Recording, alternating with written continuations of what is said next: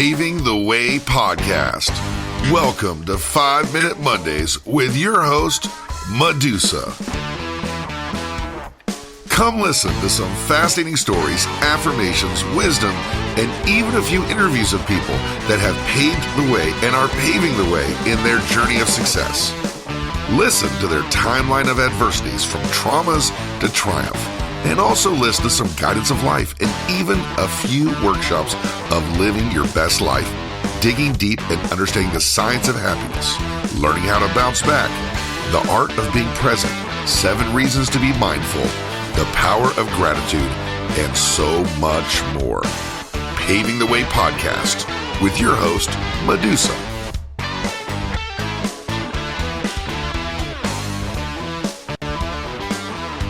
Hey everyone, you are listening to 5 Minute Mondays, Paving the Way podcast, and your host, me, Medusa.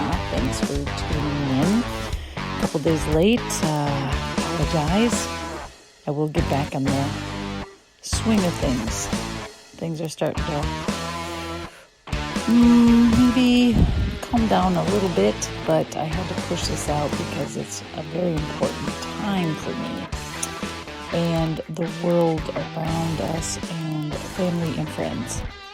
I want to talk about full of health. And just from what we're going through and the change, I know that our world has changed.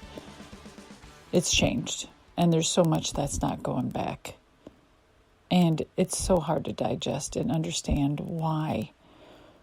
Why can't we just go to that buffet and have a good time and laugh and run around and go to movies and shake hands and hug people and not walk around with a mask 24/7? And you're trying to smile behind a mask and get a happiness feeling and a vibe across the room, and it's just not happening. It's like coldness and distance and uncertainty and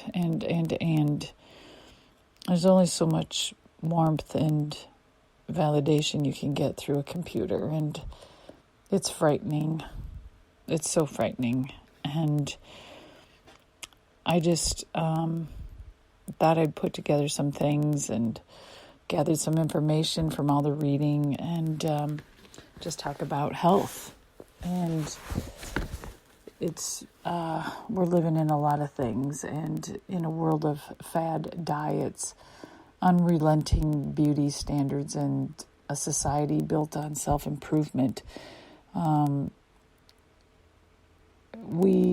just think that maybe I need to continue to show women and men how to achieve a loving, sustainable relationship with their minds, bodies, and food. So I truly believe that compassion is important and that it is a lost art, and fighting every day to be that nutritionalist, healthy person in a household where maybe other people don't, and then you find yourself going down that rabbit hole and just being lazy and lethargic and piggish about the things you believe in because of their bad habits is very hard to break. But if they don't like it and they turn on you because of your decisions, then it just let them wallow, let them figure it out. And it's no sense of you being miserable. I know I've gained 10 to 12 pounds through our pandemic, and I think it's mainly stress. Maybe some shit eating here and there, but it's stress. So I think that if we can connect through community, whatever that community is for you, and a healthy relationship with that, conversation is important because we're humans. We're not born to be isolated. And we die if we don't continue to follow through in the world and with our own community and programs or activities and people. And also, I found during this is that it's in the power of routine that a healthy morning routine technically starts the night before. So let's before you go to bed, get rid of all your crap, shut everything down. I mean, for a while I was taking my phone in the bed and just scrolling and playing games and then wondering why I slept so shitty. And which is the reason. And I don't know,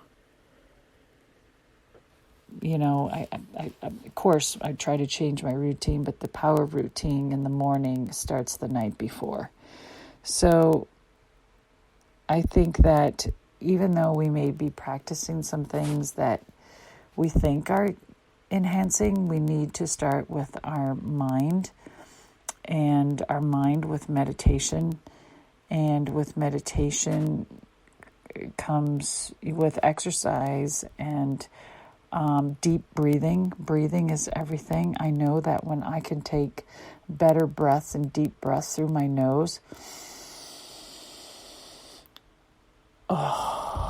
just like that feels so good. When I feel my lungs fill up, it's so much healthier, and it just cleanses and takes all the toxins out when it's just like deep belly breathing.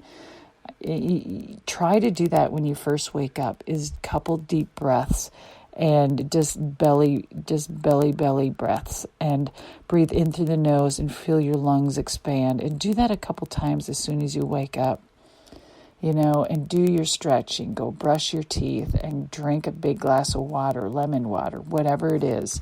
And you're going to start your day more refreshing.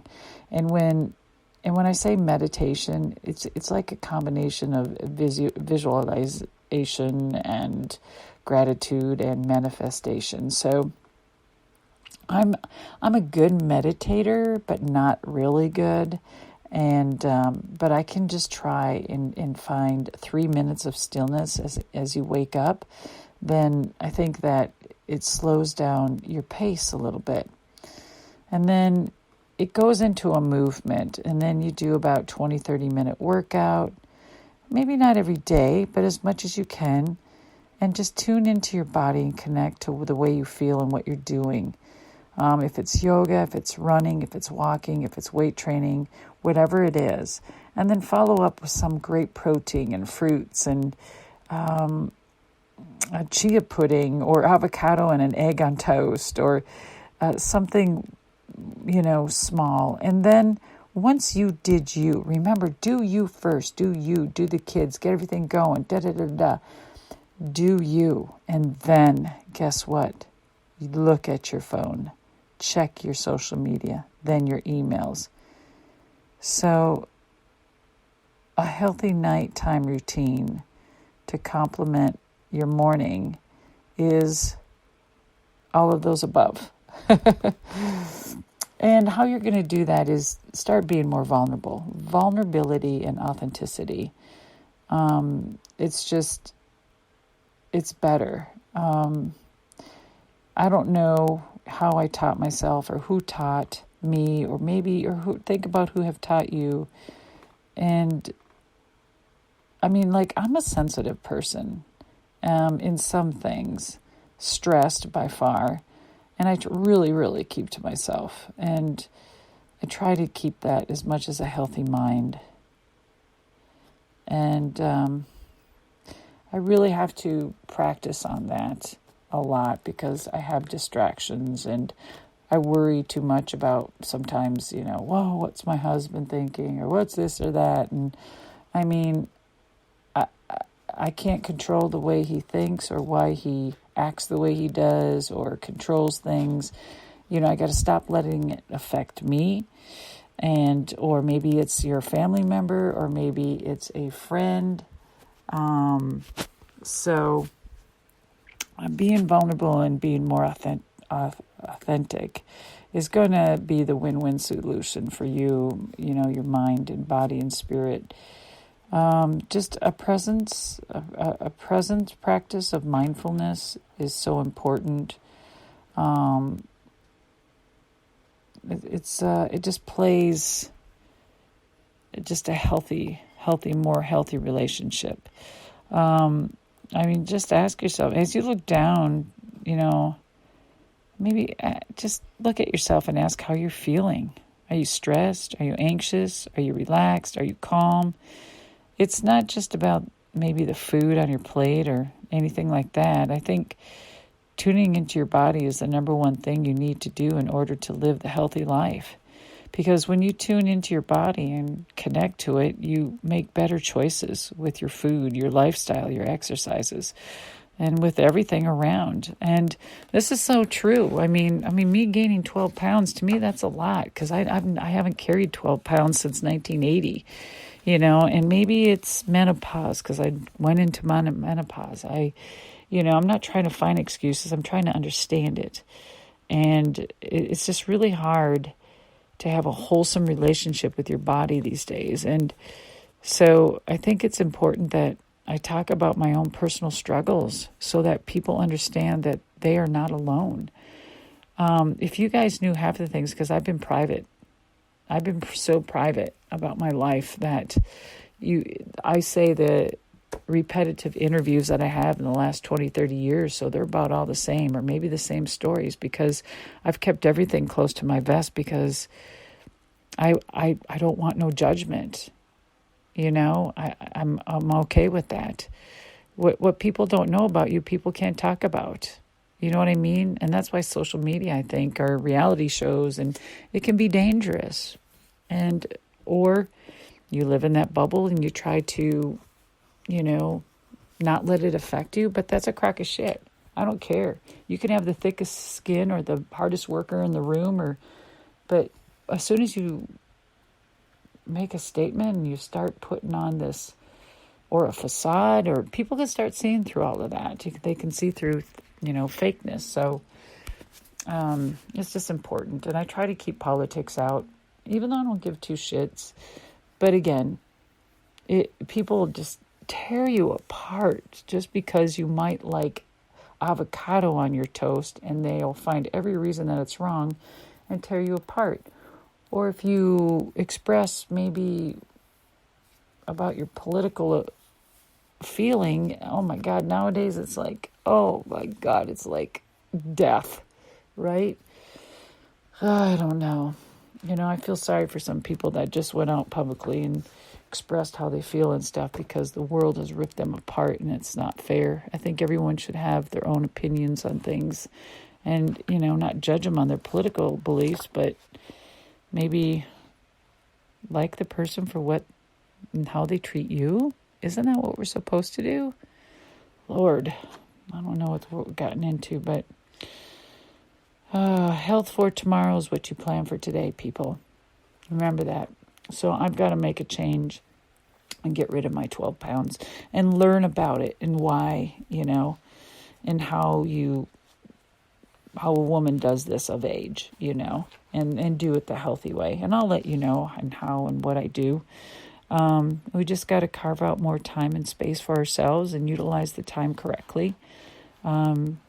Take order, take order on yourself and with everything. And if you got everybody at home still and you're slowly not going to work and everything is upside down, oh my gosh,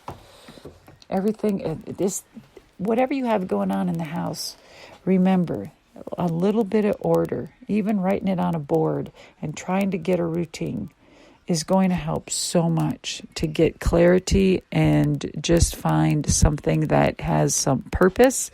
Is going to help you and your family so much to get through this change of life and this crisis of whatever we want to call it, and this new norm of being different and finding that it is something that we're finding very, very hard to adjust to. We've got to learn. And I'm not conforming to anybody, and no one's going to tell me how to live, but there are rules in the world. And now that, just like when 9/11 happened, everything changed.